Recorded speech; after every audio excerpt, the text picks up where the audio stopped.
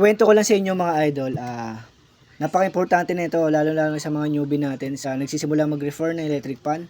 So, ito, yung stand fan na to mga idol, Centrix, special motor to. So, binilan ko siya ng bagong rewind na motor. So, after ko siya mabilan, so, tinesting ko siya. 30 minutes ko pa lang siya pinapa-andar, pumutok na yung thermal fuse. Bago yung dalawang bushing, bago yung shafting, bagong capacitor, at napakaganda ng alignment mga idol. So ngayon, sinauli ko siya sa pinagbilang ko. Pinalitan naman. So pagka uwi ko, tinesting ko ulit siya. 30 minutes, pinandar, pumutok ulit yung thermal fuse. Tapos chinat ko, minessage ko yung yung pinagbilang ko kasi may number ako sa kanya. So sabi niya napaka-imposible daw na masira yon, kumbaga parang ako lang daw yung nagsusuoli ng motor sa kanya. So papakita ko sa inyo mga idol yung message niya. Dito ilalagay ko dyan sa screen. So sinoli ko, tapos sabi niya, so oli ko na lang daw yung motor, tapos susoli niya yung pera ko. So ganun na nga yung ginawa namin.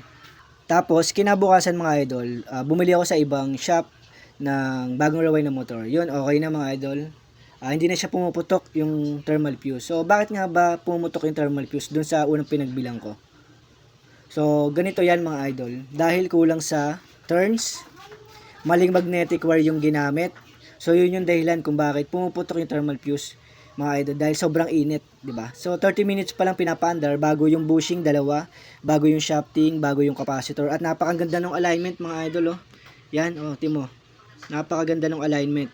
Isang washer lang yung niyan, yung clearance niyan mga idol. Napakaganda. Pero bakit pumuputok yung thermal fuse? So dahil nga yan dito sa isa binili natin na bagong rewind na motor, doon yung may problema. Kulang sa ikot at mali yung magnetic wire na ginamit sa pagre-rewind. So yun yung naging dahilan.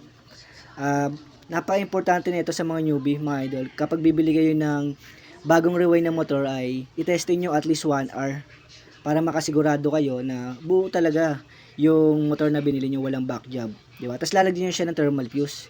Isipin nyo na lang mga idol, 30 minutes pa lang pinapa-under yun, pumuputok na agad yung thermal fuse. So ibig sabihin sobrang init ng motor. So ilang oras ba natin pinapa-under yung mga electric pan natin sa bahay? 'Di ba? Minsan magdamag pa nga, 24 hours pa nga 'Di ba? Isipin niyo na lang 24 hours natin papa-under, kahit na lang 12 hours, ganong kainit sobra, pumuputok ng thermal fuse, 'di ba? Grabe, baka hindi tumagal yan ng isang linggo. Yung electric pan, baka hindi tumagal ng isang linggo yun, sira na agad yung yung electric pan.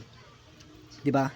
Ito sasabihin ko sa inyo mga idol, kapag sobrang bilis mag-init ng motor na electric fan or sobrang init, ibig sabihin mas mabilis matutuyo yung langis na nilagay natin sa electric fan.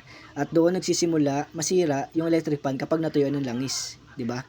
Kapag sobrang init ng motor, mas mabilis din matutuyo yung nilagay natin na langis sa electric fan, 'di ba?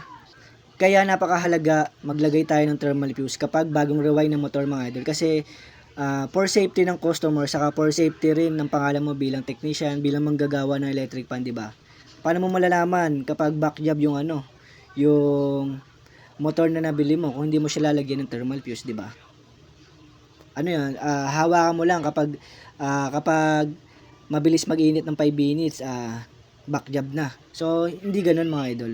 So para sa akin, para mas mabilis nyo malaman kung okay ba yung nabili nyo ng motor, lagyan nyo siya ng thermal fuse, paandarin nyo. Siyempre, kailangan bago yung bushing, shafting, okay, capacitor, okay, saka yung alignment, okay. Kapag pumutok yung thermal fuse, sa loob ng isang oras, kahit 30 minutes, kasi mga 30 minutes, 20 minutes, pumuputok na yan kapag may problema talaga yung rewind.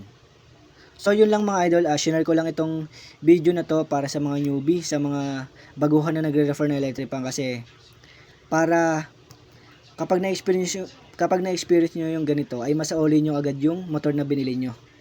Kasi hindi naman basta-basta puputok yung thermal fuse kung walang problema sa bushing, walang problema sa shafting, walang problema sa capacitor, di ba? Kung bago yung bushing, bago yung shafting, bago yung capacitor, tapos napakaganda ng alignment, katulad nito mga idol, yan yung clearance lang nito ay isang washer lang na manipis. Para hindi mabilis maginit yung motor, ganyan lang dapat yung clearance, yung pag-align. Tapos pumutok yung yung thermal fuse, ibig sabihin may problema yung pinakamotor na nabili natin. So yun lang mga idol, sana nakatulong itong video sa inyo. Sinare ko lang itong video para hindi masayang yung pera ng customer natin.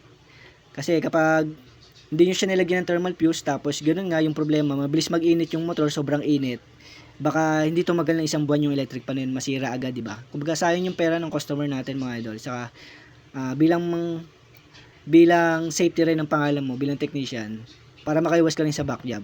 So yun lang mga idol. Napakalaking tulong na itong video na to kasi dati wala nagsasabi nito.